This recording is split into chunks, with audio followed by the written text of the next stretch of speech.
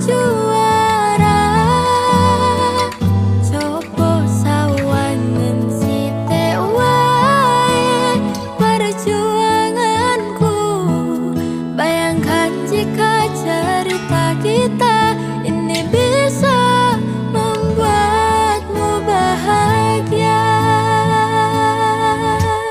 Pancen nasibku lahir tadi wong kere, uripku serba susah satrimo apa anane.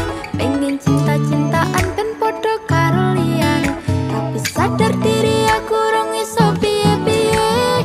Nyanding kowe butuh keraga, sedangkan aku iki wong lara.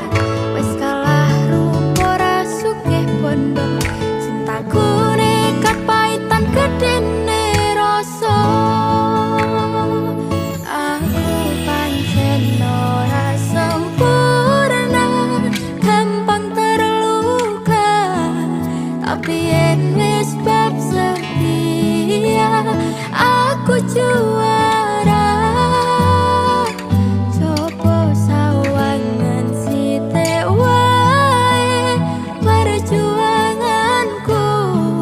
Bayangkan jika cerita kita ini bisa membuatmu bahagia.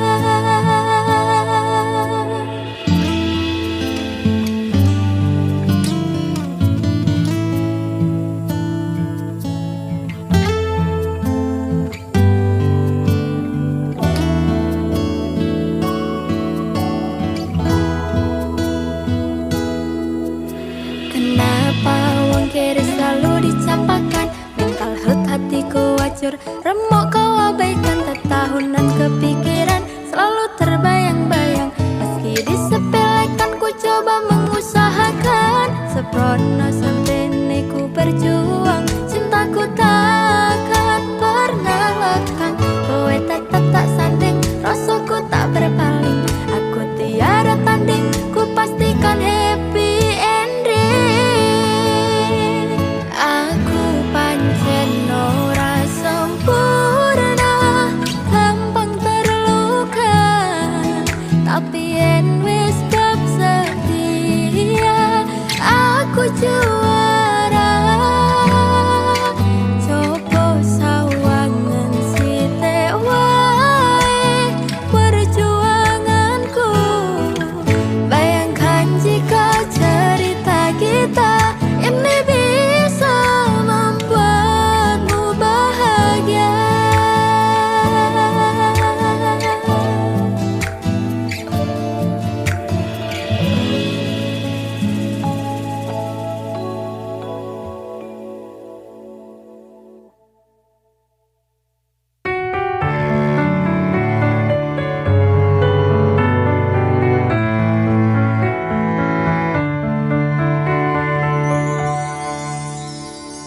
Saben dino rasane ra karuan, ngombe kopi legi ning rasane pahit tenan.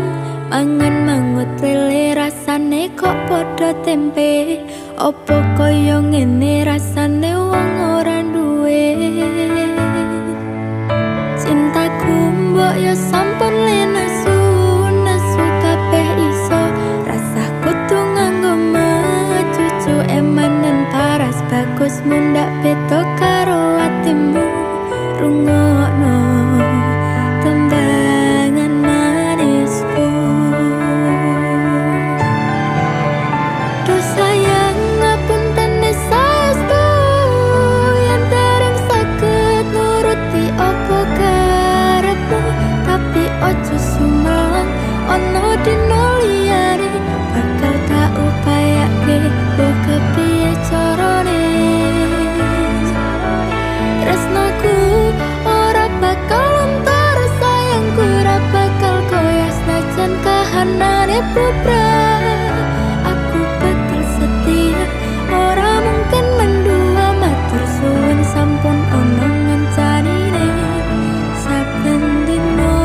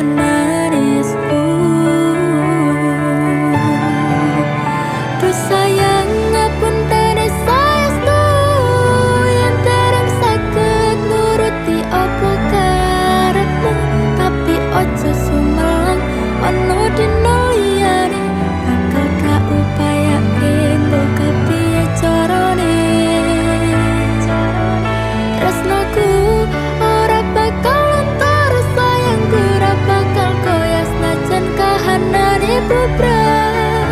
Aku bakal setia, ora mungkin mendua. Matur suwun sampun ana ngencanine saben dina. Duh sayang ngapunten saestu yen dereng saged nuruti apa karepmu, tapi aja sumbang ana dina liyane bakal gak upayane mbok kepiye carane. Tresnoku ora bakal luntur, sayangku ora bakal koyo senajan kahanane bubrah.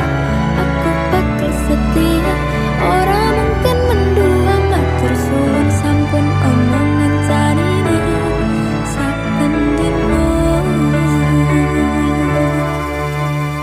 Aku bakal setia, ora mungkin mendua. Matur suwun sampun ana ngencanine saben dina.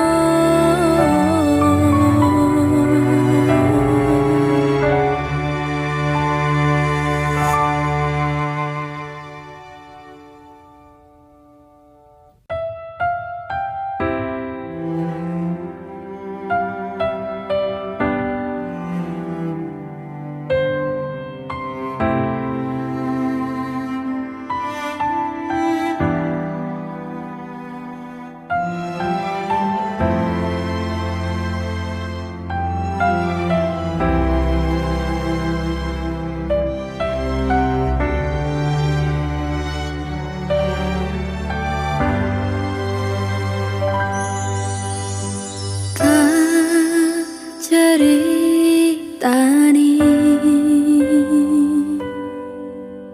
cerita sing paling larani nalika bapak lunga ninggalke keluarga. Nelongso nanging kudu tak terima, sing gawe tambah loro. Wong tuwa ana koyo ora ana, ngendi kasih sayange sing koyo jalane. Bapak ibu bingung dhewe-dhewe, yen pancen kudu pisahan, ojo nganti anak dadi korban perjuangan ning dalan dhewean.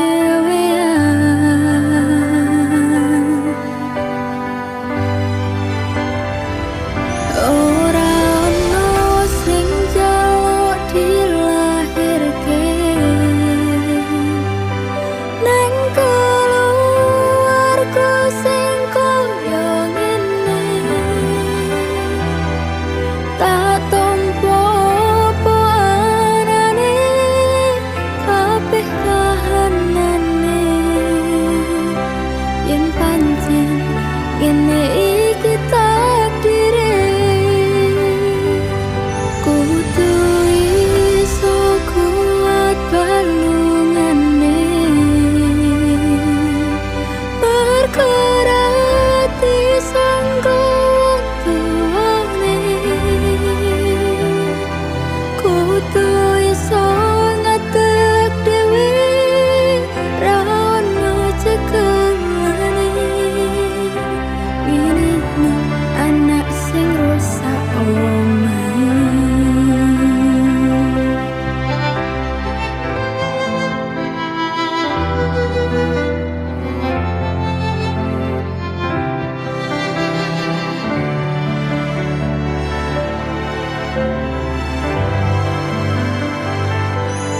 Yen pancen kudu pisahan, ojo nganti anak dadi korban perjuangan ning dalan dhewean.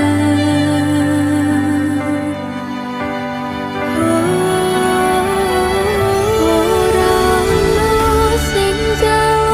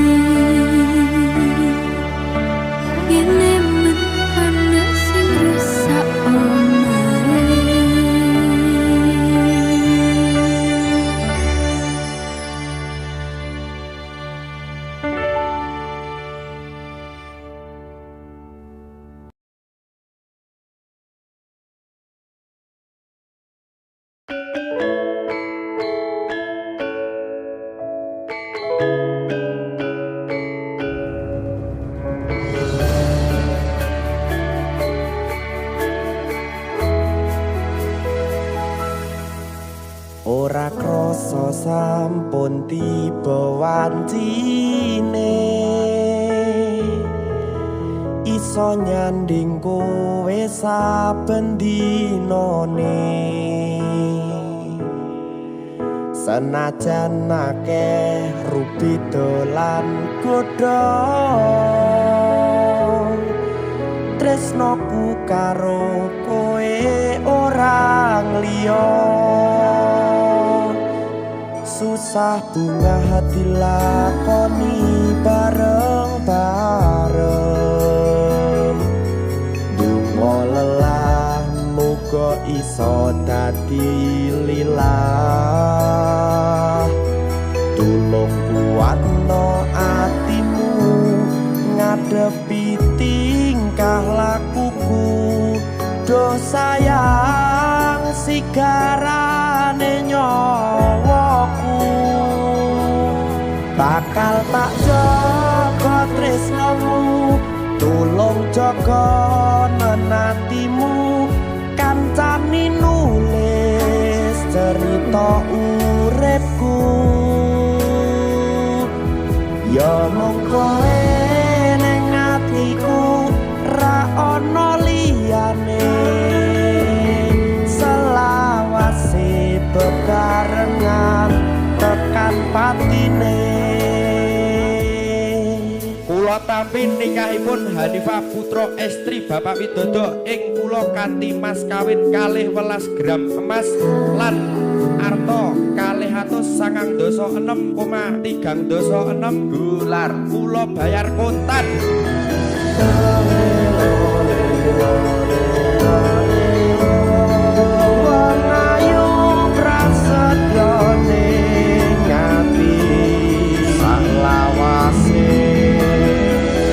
susah bunga dilakoni bareng-bareng dungo lelah muga iso dadi lilah tulung kuatno atimu ngadepi tingkah lakuku do sayang sigarane nyawaku bakal tak jaga tresnamu tulung jaga nan atimu kancani nulis cerita uripku ya mung kowe ning atiku ra ono liyane selawase bebarengan tekan patine bakal tak jaga tresnamu tulung jaga nan atimu kancani nulis cerita uripku ya mung kowe ning atiku ra ono liyane selawase bebarengan tekan patine selawase bebarengan tekan patine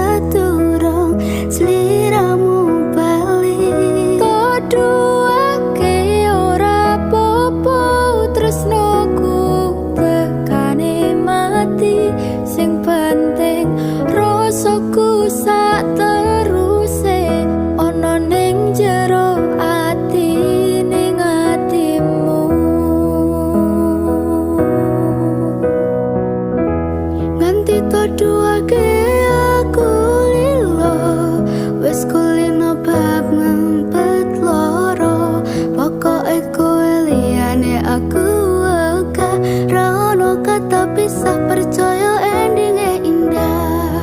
Kelangan kowe aku jelas ngamuk, laku tanpa kowe hatiku remuk. Tak pasrah ke Gusti kabeh takdirku, dongoku ora pedot yo mung dinggo sliramu. Wong lanang liyane ra bakal iso ganteni jenengmu, tau kersa jroning ati.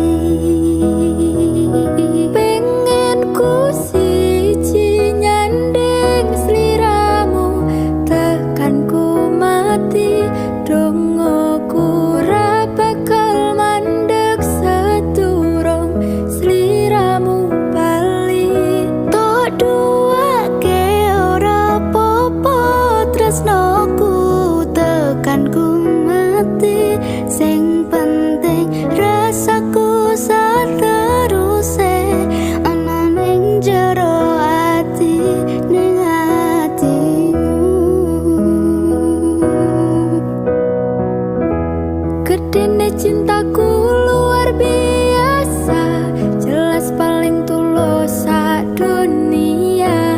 Walau kadang gawe aku kelaran, opo wae tak tabrak yang menjadi penghalang.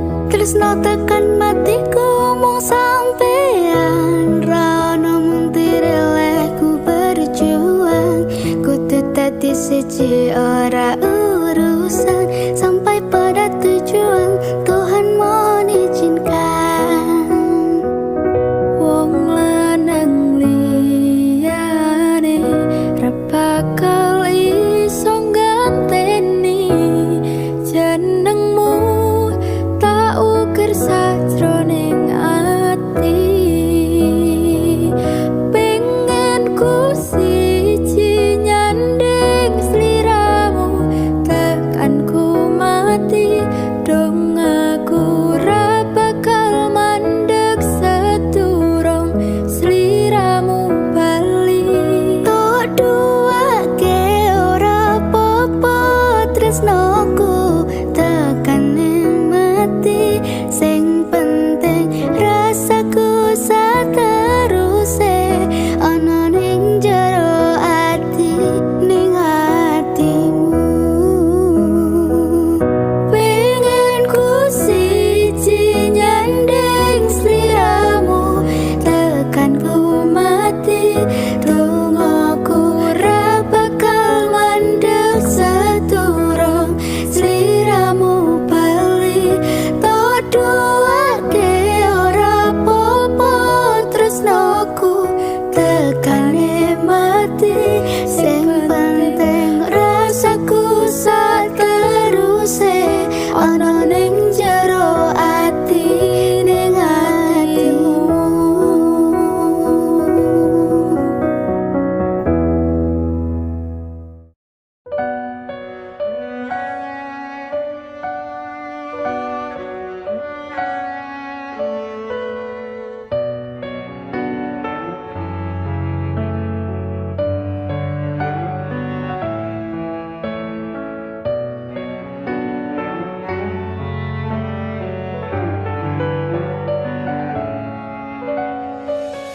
Anane mung tresno kalih welasku, anane mung iki sing tak duweni. Toyo-toyo ganduli, toyo-toyo nangisi, kesandung-sandung aku maksane hatimu. Kapok meh tumbang tak gawe dhewe, ra iso ngukur kurang kesadaranku. Kekarepanku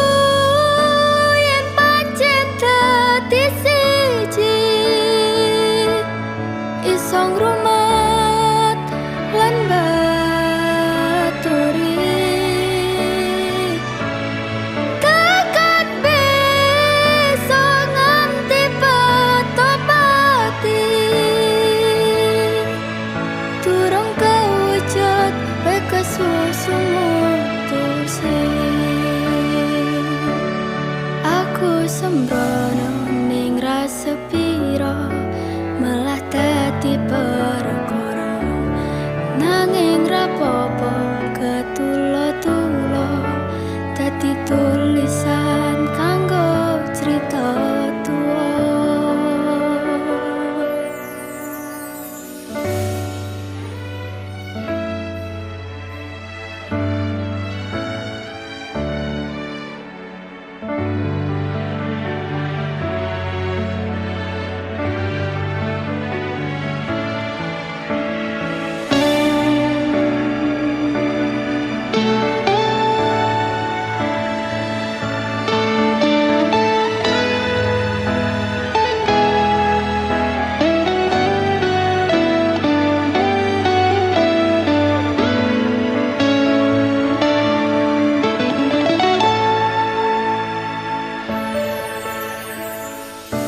Anane mung tresno kalih welasku, anane mung iki sing tak duweni, toyo-toyo ganduli, toyo-toyo nangisi, kesandung-sandung aku maksane hatimu, kapok meh tumbang tak gawe dhewe, ra iso ngukur kurang kesadaranku, kekarepanku yen pancen dadi siji, iso ngrumat lan baturi, tekan besok nganti petopati, durung kewujud kowe kesusu mutusi. Aku sembrono ning rasa piro malah dadi perkara nanging rapopo ketulo-tulo dadi tulisan kanggo cerita tuwa. Anane mung tresno kalih welasku.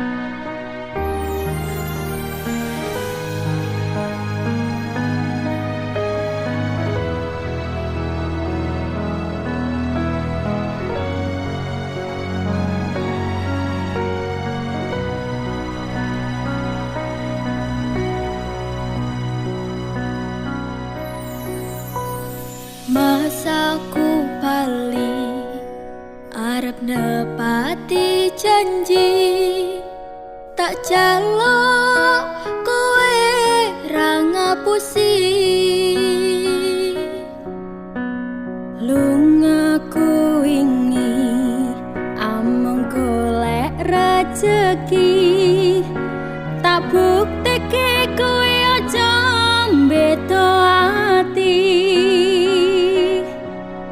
Wes seprene suwene aku lunga ninggal kowe, adoh paran ya mung tinggo kowe. Aku lilo ado omah ado wong tuwa demi kowe ben supaya tetep mulya.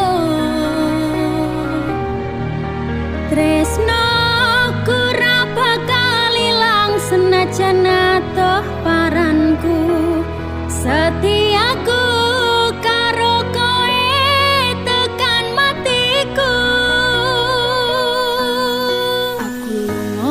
ilang nanging mergo kahanan aku ora ngapusi bakal tak perjuangkan mikir masa depan karo golek modal tinggo sesuk rapi duduk di pelaminan muga Gusti ngijabahi aku kowe dadi siji bakal urip bebrayan ojo wedi kelangan aku ning sandingmu ngancani uripmu mergo yo mung kowe sing gawe seneng atiku wis seprene suwene aku lunga ninggal kowe atoh paran yo mung tinggo kowe aku lila atoh omah atoh wong tuwa demi kowe ben supaya tetep mulya tresno ora bakal ilang senajan atoh paranku setiaku karo kowe tekan matiku mergo tresno aku bisa atoh paran jaga rasa godaan teko nanging aku ora ngiwa saiki wis urip bareng susah seneng dilakoni ana kowe aku wani ngadepi urip iki matur suwun wis gelem nampa aku sampun percaya karo janji-janjiku bakal tak jaga tekaning patiku kanggoku awakmu kuwi harga diriku wis seprene suwene aku lunga ninggal kowe atoh paran yo mung tinggo kowe aku lilo atoh omah atoh wong tuwa demi kowe ben supaya tetep mulya tresno ora bakal ilang senajan atoh paranku setiaku karo kowe tekan matiku aku lila atoh omah atoh wong tuwa demi kowe ben supaya tetep mulya tresno ora bakal ilang senajan atoh paranku setiaku karo kowe tekan matiku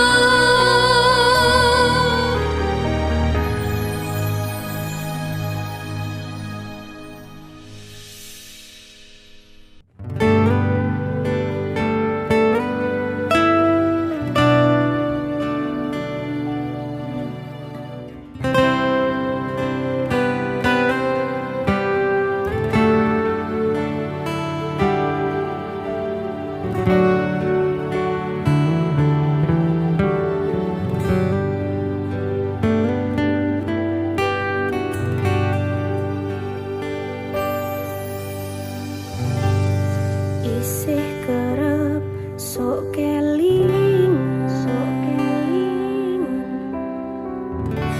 pas pertama dewe kenalan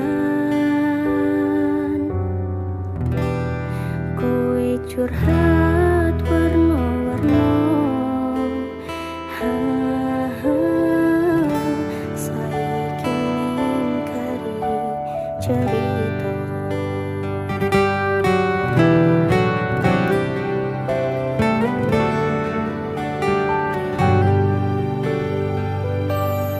kurang pako piye tok larani tetep ning kene tok sia-siake aku tetep kowe kurang sayang piye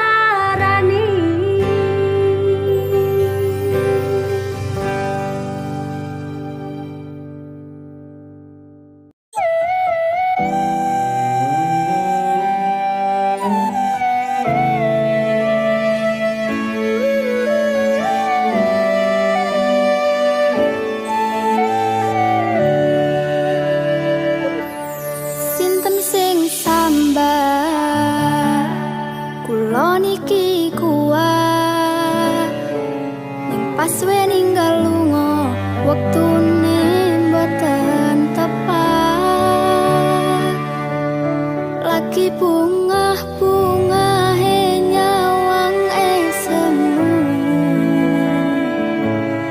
wis dikon lae kalih sikaran ati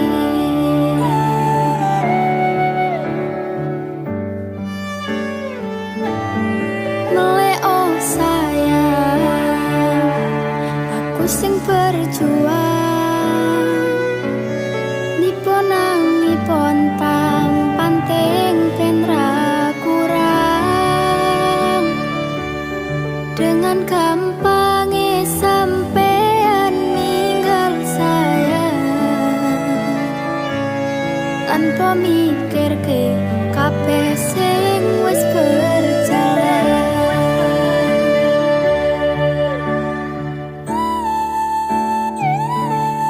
kangen ngingeti caramu mlaku kangen ngingeti caramu nggodho aku teko-tekone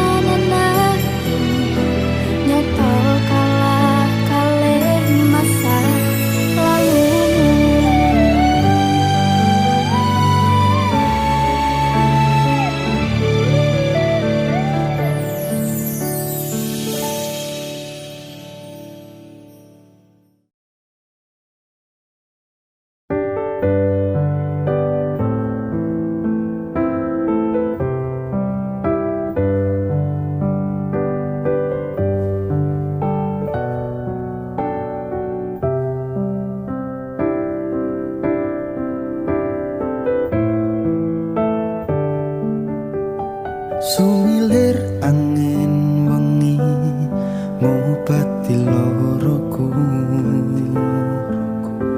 bebarengan seliramu ngiasi hatiku.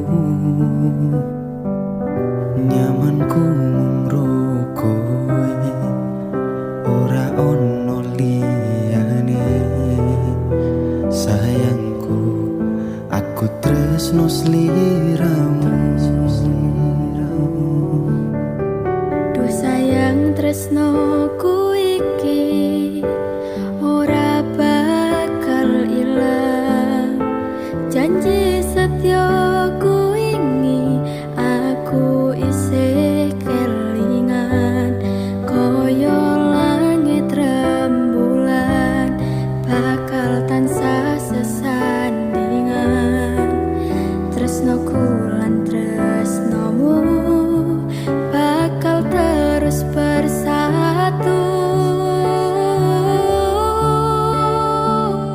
Matur nuwun pontan samayungi pas udane teko.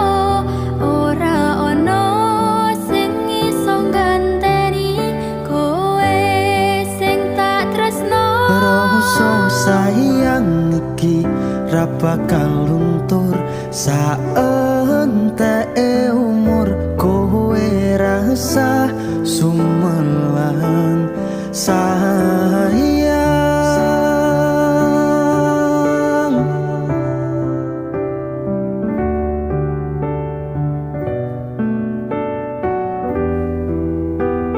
Rasa sayang Ora bakal ilang.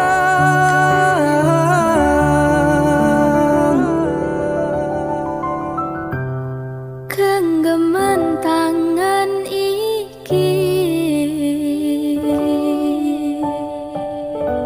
Percaya sliramu mung siji.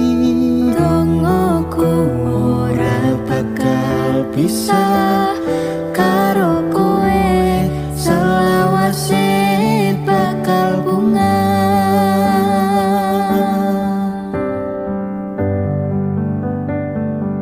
Matur nuwun pontan samayungi pas udane teko. Ora ono sing iso ganteni kowe sing tak tresno. Rasa sayang iki ra bakal luntur saenteke umur. Kowe rasa sumelang sayang.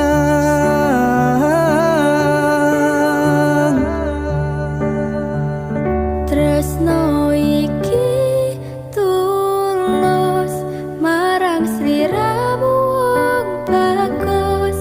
Kowe rasa kuwatir aku ora bakal muntir. Aku ra bakal nungani, duh pepujane ning ati. Matur Gusti iso dadi siji. Nyuwun Gusti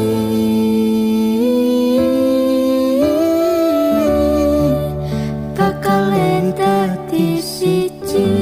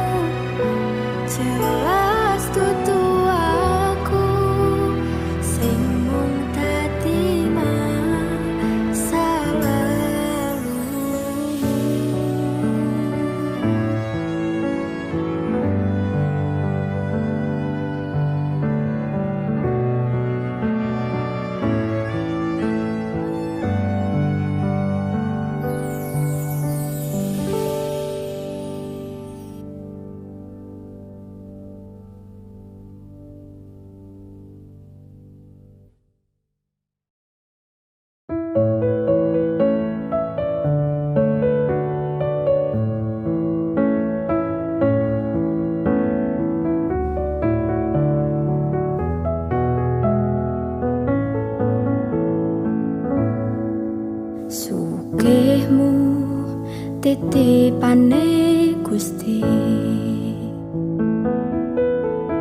pangkatmu ora njamin surgamu, dalane manungsa kuwi pancen beda-beda, masih yo urip ning donya disawang sesise mata. Mung wong cilik dayane ra sepira, lurus sandang pangan werekoso, budal esok nganti wengi tak rewangi niponangi, kabeh tak lakoni kanthi ikhlas ati. Ora usah mikir gengsi, orang gagas kanan kiri, sak mampune sama tione. Ora ono wong sukses tanpa rekoso, ora ono wong sugih tanpa kerja. Madhep mantep marang Gusti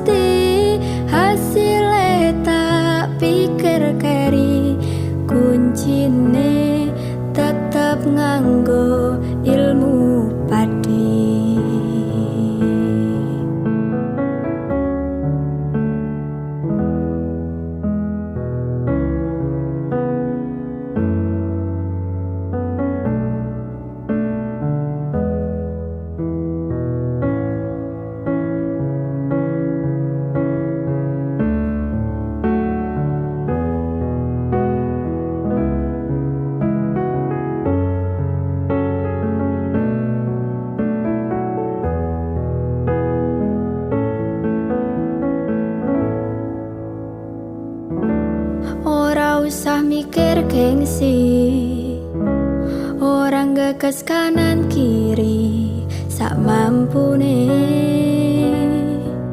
sama tione. Rano sukses tanpa rekoso, rano wong sugih tanpa kerja. Oh madep mantap marang Gusti, hasilnya tak pikir keri, kuncine tetap nganggo ilmu padi. Ora ono wong sukses tanpa rekoso, ora ono wong sugih tanpa kerja. Madep mantap marang Gusti, hasilnya tak pikir keri, kuncine tetap nganggo ilmu padi. Kuncine tetap nganggo ilmu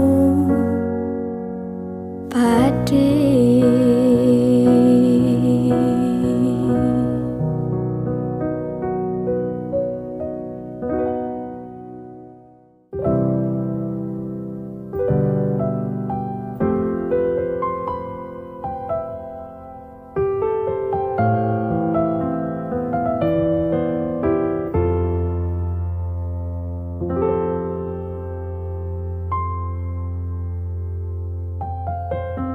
Coba kowe ning kene ngancani aku nulis lagu iki, mung iso cukup bayangke sesandingan bebarengan ning kene. Sedelo wae kowe nekani masih ning ngimpi.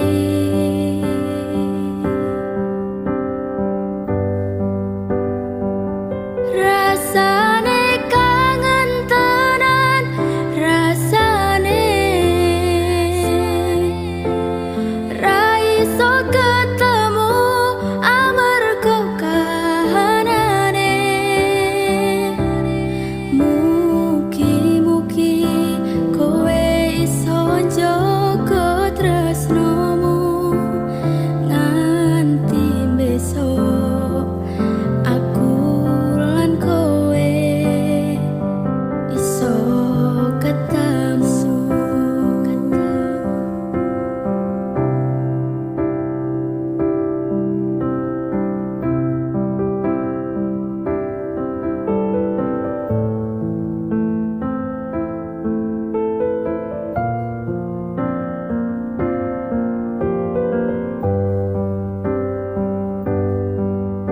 Sabar tak simpen kangenku, bakal besok iso ketemu. Ning kene aku berjuang sakabehane tinggo dirimu sayang. Sedelo wae kowe nekani masih ning ngimpi, masih ning ngimpi. Rasane kangen tenan, rasane ra iso ketemu amarga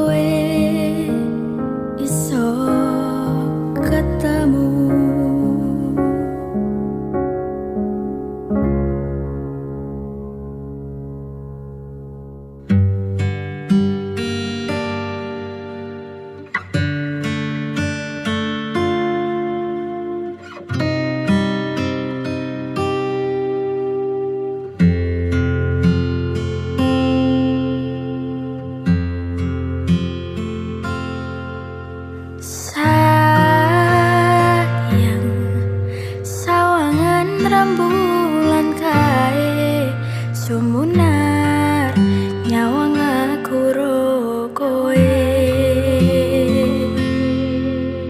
sayang yakin wes ora suwe sesandingan aku cecero koe senadyan untuk orang marengke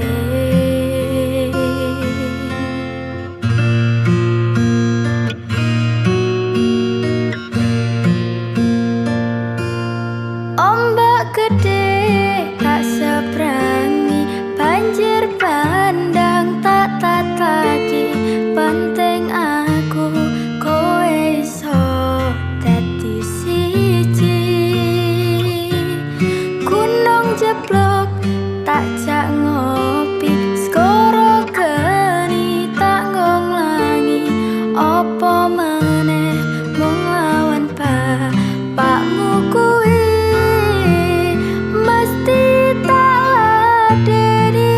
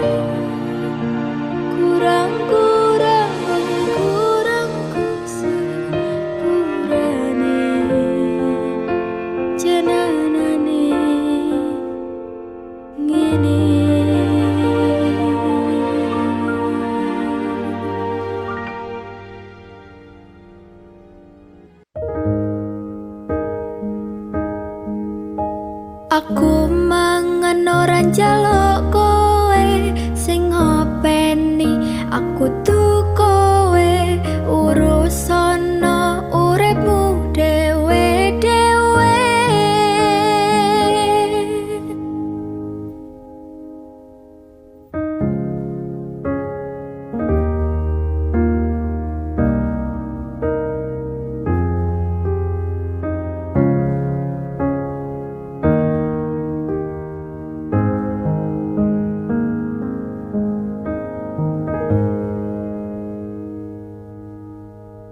Jaman ijen wis jaman edan, salah bener dadi omongan, padahal sifate dhewe rong mesti karuan.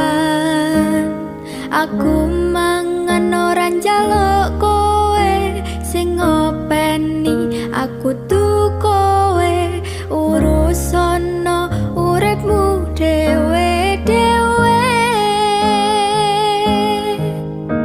Lucune urip jaman saiki lakon bener diseri kleru sithik dimusuhi. Ana meneh cerita wong ra kenal dicurhati kanca dolan isa-isane melo urusan sing dhek ora paham. Iki uripku, iki lakuku, apa urusanmu melu-melu permasalahanku? Apa kowe pancen krasa nek kowe bener dhewe, kowe sing apik dhewe wani biji kanca-kancane? Ijen wis jaman edan, salah bener dadi omongan, padahal sifate dhewe rong mesti karuan. Aku mangan ora njaluk kowe sing ngopeni aku tuh kowe urusono uripmu dhewe-dhewe. Ranang kono ranang kene anane dirasani, lakon bener lakon kleru kabeh do disengiti. Dising tangga dising kanca jebulane mung padha, kabeh sing tak lakoni tetep do dianggep ala. Ayo coba dandan ana uripmu dhewe-dhewe, ayo coba benah ana sifat elekmu dhewe-dhewe. Rasa mikir eleke tangga lan kanca-kancane, aja ngrasane awakmu paling bener dhewe. Ayo ndang didandani, koreksi diri sendiri. Urip luweh becik saling melengkapi.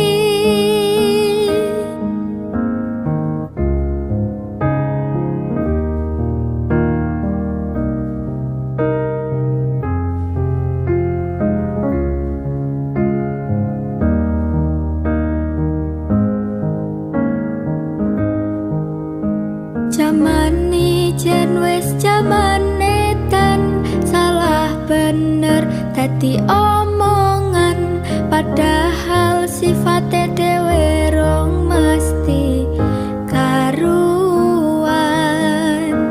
Aku mangan ora njaluk kowe sing ngopeni aku tuh kowe urusono uripmu dhewe-dhewe.